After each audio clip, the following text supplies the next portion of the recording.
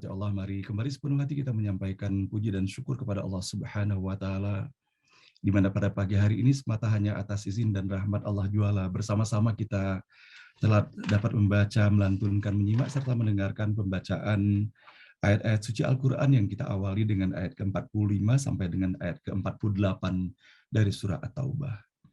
Mudah-mudahan atas segala kesabaran, ikhtiar, perjuangan di dalam kita menyiapkan diri, membaca, melantunkan, menyimak dan mendengarkan ayat-ayat ini, semoga Allah membukakan pintu rahmat, barakah, dan hidayahnya untuk kita semuanya.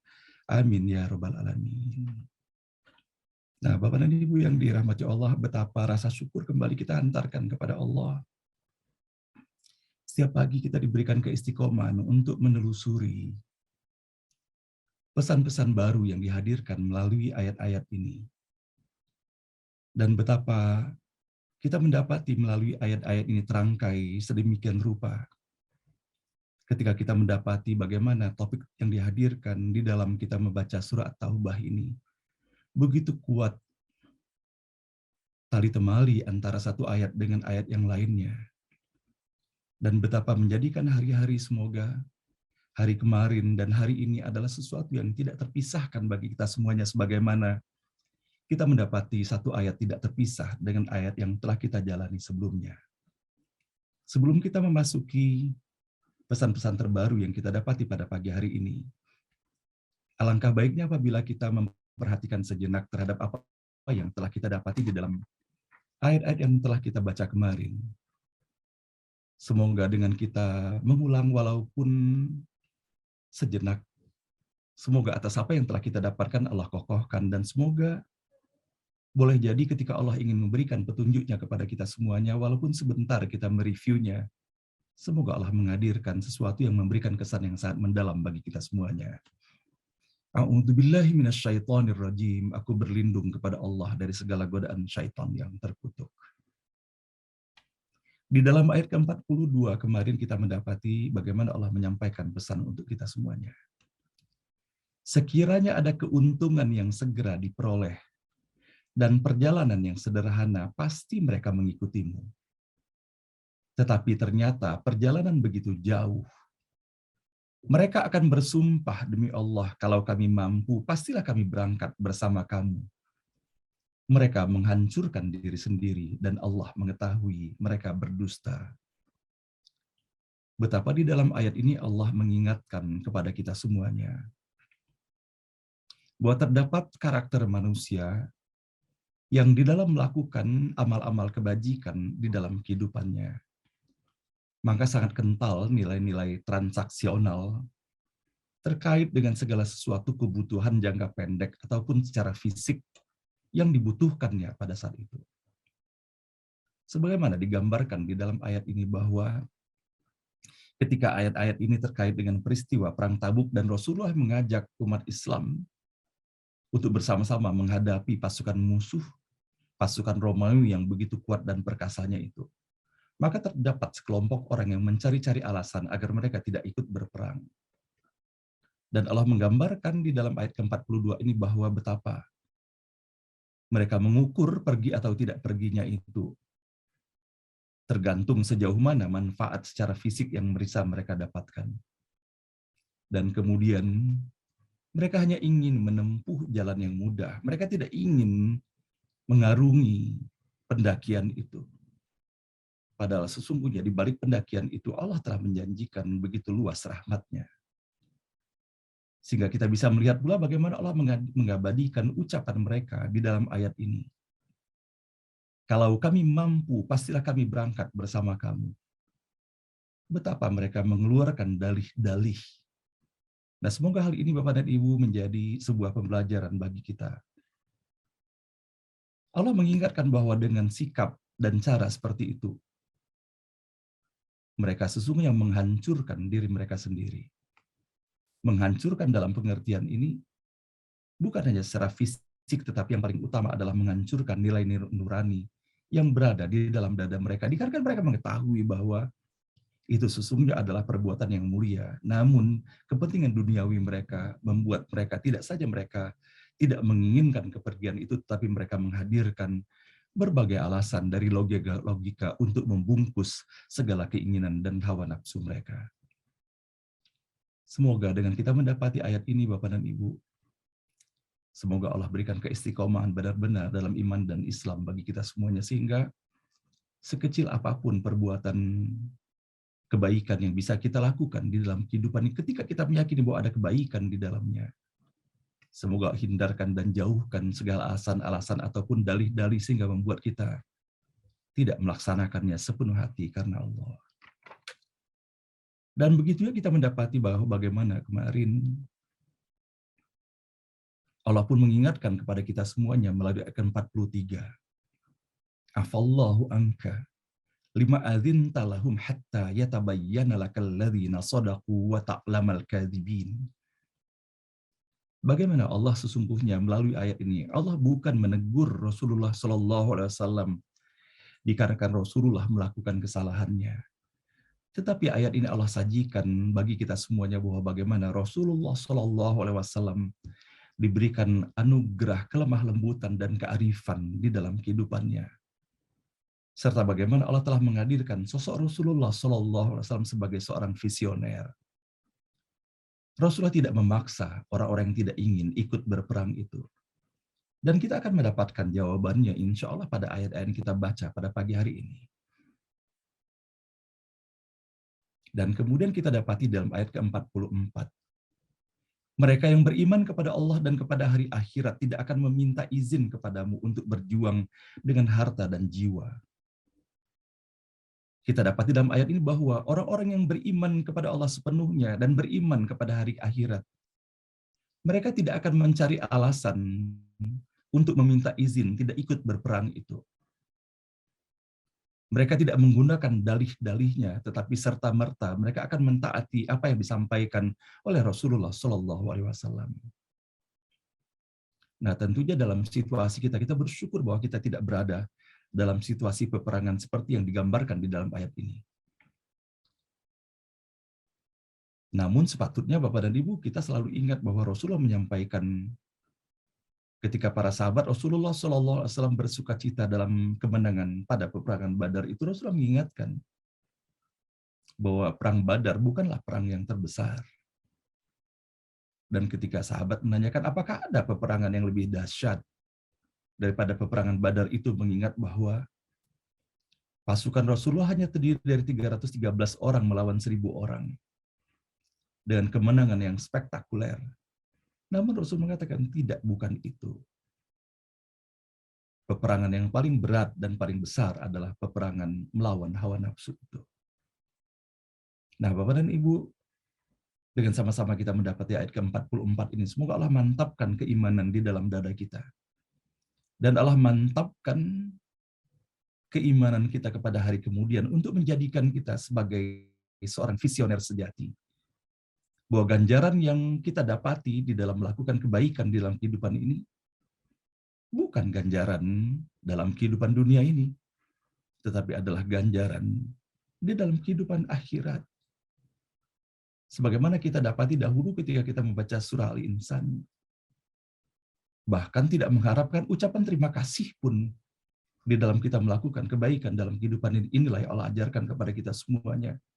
Bagaimana karakter dan akhlak seorang mukmin dan muslim sejati itu. Wallahu alimum bil muttaqin. Dan Allah mengetahui siapa yang bertakwa. Dan tentunya kalau seandainya kita perhatikan secara seksama, Allah Maha mengetahui. Maka mengetahui Allah berbeda dengan mengetahui kita tentunya. Kalau kita boleh jadi mengartikan mengetahui hanya sebatas intelektualitas semata. Tetapi ketika Allah mengetahui, Allah bukan hanya mengetahui seakan-akan sebuah kejadian adalah merupakan berita semata. Tetapi dengan mengetahuinya Allah terhadap sesuatu, terutama kepada hamba-hambanya yang senantiasa mengharapkan keridhaan dan bimbingannya, maka Allah tidak melepaskan dirinya terhadap orang-orang yang menempatkan diri dalam ketakwaan kepada Allah, sebagaimana yang telah dilakukan oleh para nabi dan rasul. Allah mengetahui apa yang dihadapi oleh para nabi dan rasul, begitu berat perjuangannya. Maka Allah tidak membiarkan mereka. Walaupun boleh jadi dalam pandangan manusia mereka menderita. Namun sesungguhnya melalui ujian Allah berikan, dan dengan kesabaran dan perjuangan, manfaat apa-apa keberadaan mereka. Bahkan Allah menyebutkan illa khabala, kecuali hanya kekacauan semata.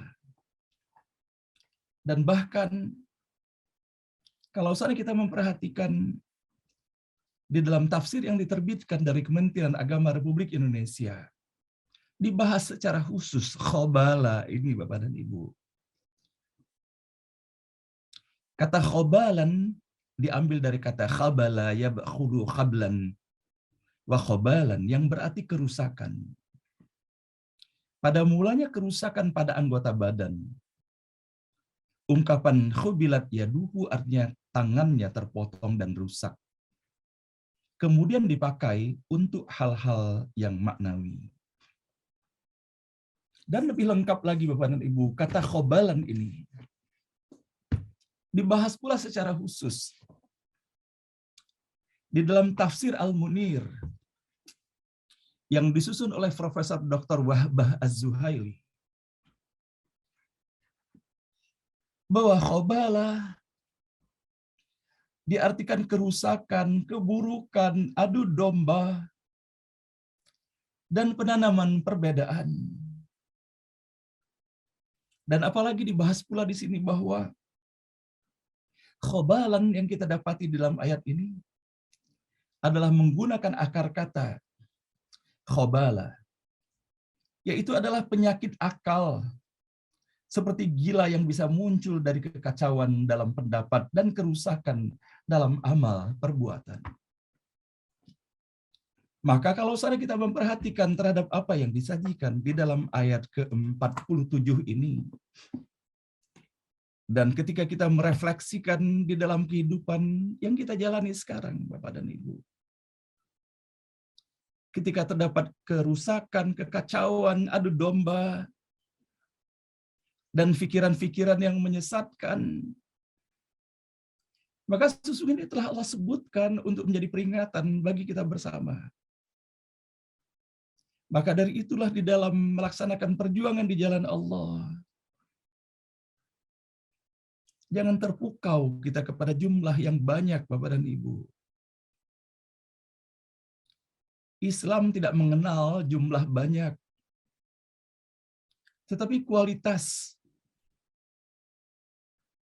Sebagaimana Allah menyampaikan bahwa jumlah yang kecil bisa mengalahkan jumlah yang besar. Seperti halnya kita dapati dalam peristiwa Perang Badar itu. Dan betapa kita mendapati bahwa bagaimana para ulama terdahulu, para ulama yang begitu setia mempelajari Al-Quran, mempelajari sunnah-sunnah yang diajarkan Rasulullah SAW, mereka-mereka itulah yang merupakan awal daripada tonggak peradaban di muka bumi ini.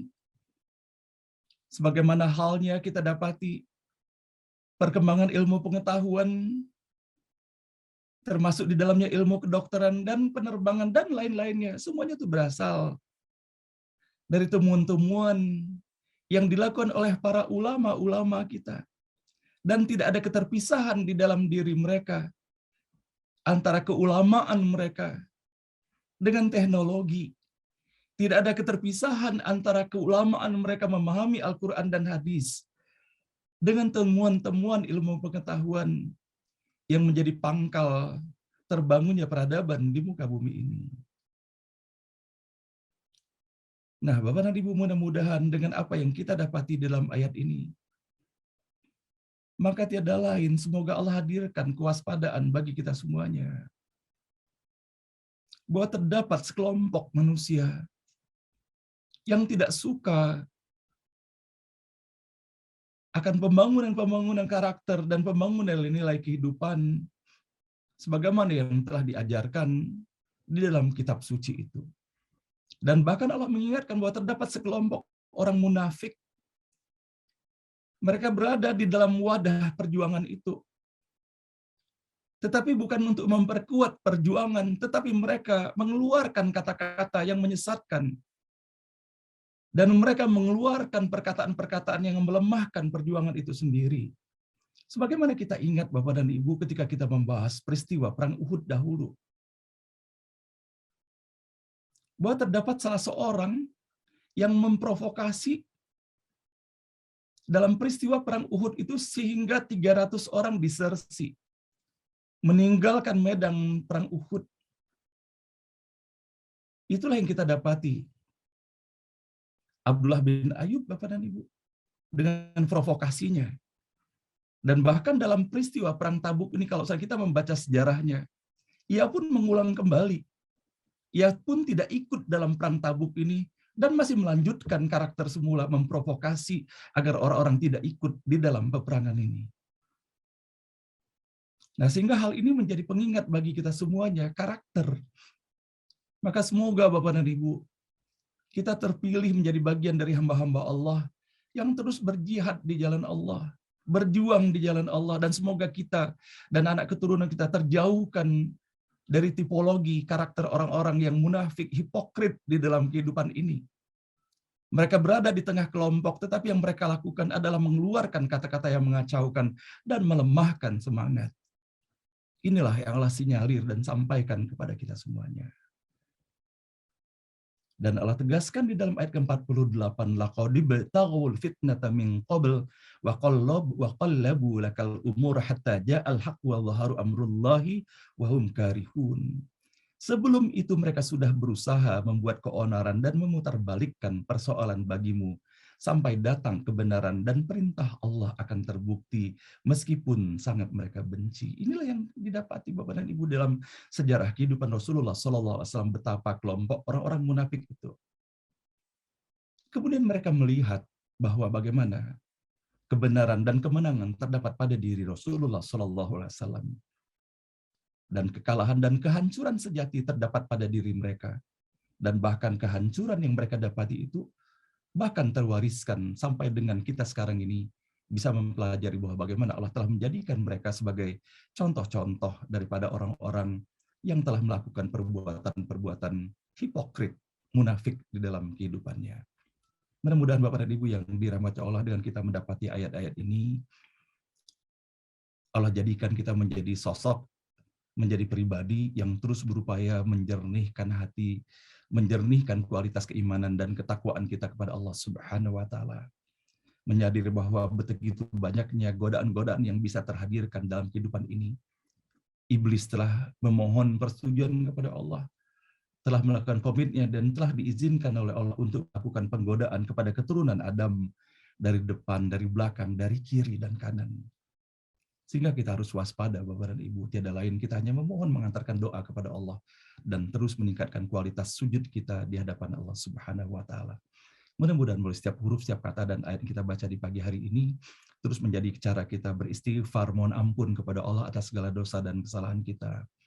Dan semoga pula melalui setiap huruf, setiap kata dan ayat yang kita baca di pagi hari ini menjadi cara kita memohon kepada Allah, semoga Allah semakin membukakan itu rahmat, barakah, dan ridha Allah Subhanahu wa taala. Namun satu hal yang ingin saya sampaikan Bapak dan Ibu, bahwa meskipun Allah telah mengingatkan bahwa ujian-ujian akan datang di seputar kita, dan bahwa akan terus terdapat upaya-upaya memadamkan cahaya Allah, namun Allah telah memberikan garansi kepada kita semuanya. Di dalam surah At-Taubah ayat ke-32 yang telah kita baca beberapa waktu yang lalu, yuriduna ayyutfi'u nurallahi biafwahihim wa ya'ballahu illa ayyutimma nurahu walau karihal kafirun. Mereka hendak memadamkan cahaya agama Allah dengan mulut dan ucapan-ucapan mereka. Tetapi Allah menolaknya, malah berkehendak menyempurnakan cahayanya, walaupun orang-orang kafir itu tidak menyukai. Begitu dalam surah As-Saff, dalam surah ke-61 ayat ke-8, yuriduna liyutfi'u nurallahi biafwahihim wallahu mutimmu nurihi walau karihal kafirun. Mereka hendak memadamkan cahaya agama Allah dengan mulut dan ucapan mereka, Tetapi Allah tetap menyempurnakan cahayanya meskipun orang-orang kafir itu membencinya. Dan begitu juga kita bisa mendapati Bapak dan Ibu untuk menjadi kewaspadaan bagi kita semuanya. Kita harus mengenal siapa sahabat kita, namun kita harus pun mengenal siapa sesungguhnya musuh kita. Di dalam ayat ke-64 Allah menyampaikan pada surah kelima Al-Maidah, dan orang-orang Yahudi itu berkata, tangan Allah terbelenggu. Sebenarnya tangan mereka lah yang dibelenggu dan mereka lah yang dilaknat disebabkan apa yang telah mereka katakan itu. Padahal kedua tangan Allah terbuka. Dia Allah memberi rezeki sebagaimana Dia kehendaki. Dan Al-Quran yang diturunkan kepadamu dari Tuhanmu itu pasti menambah kedurhakaan dan kekafiran bagi kebanyakan mereka. Dan kami timbulkan permusuhan dan kebencian di antara mereka sampai hari kiamat. Setiap mereka menyalakan api peperangan, Allah memadamkannya. Dan mereka berusaha menimbulkan kerusakan di bumi, dan Allah tidak menyukai orang-orang yang berbuat kerusakan. Shadaqallahul Azim, maha benar dan maha agung Allah dengan segala firman-Nya. Demikian Bapak dan Ibu yang dapat saya antarkan pada pagi hari ini. Mudah-mudahan melalui setiap huruf, setiap kata dan kita baca di pagi hari ini terus menjadi cara kita beristighfar, mohon ampun pada Allah Subhanahu wa taala. Dan semoga melalui setiap huruf, setiap kata dan ayat yang kita baca di pagi hari ini, semoga Allah semakin membukakan pintu rahmat, barokah dan hidayahnya untuk kita semuanya. Subhanaka la ilma lana illa ma 'allamtana innaka antal alimul hakim. Maha suci Allah, tidak ada ilmu pada kita semuanya kecuali hanya atas apa yang Allah ajarkan dan atas apa yang pinjamkan dan amanahkan kepada kita semuanya, karena sesungguhnya hanya Allah yang maha mengetahui dan Allah yang maha bijaksana itu. Mohon maaf lahir dan batin dari Bapak dan Ibu semuanya. Dan kepada Bapak dan Ibu yang akan segera meninggalkan forum ini dikarenakan harus segera melaksanakan tugas dan amanah yang diberikan kepadanya, sama-sama kita mendoakan dan menghantarkan sepenuh hati Bapak dan Ibu, semoga Bapak dan Ibu senantiasa dalam lindungan Allah, dijauhkan dari wabah dan musibah, dan apa-apa yang Bapak dan Ibu kerjakan akan mendapatkan kesuksesan, keberhasilan dalam ridho Allah Subhanahu wa taala.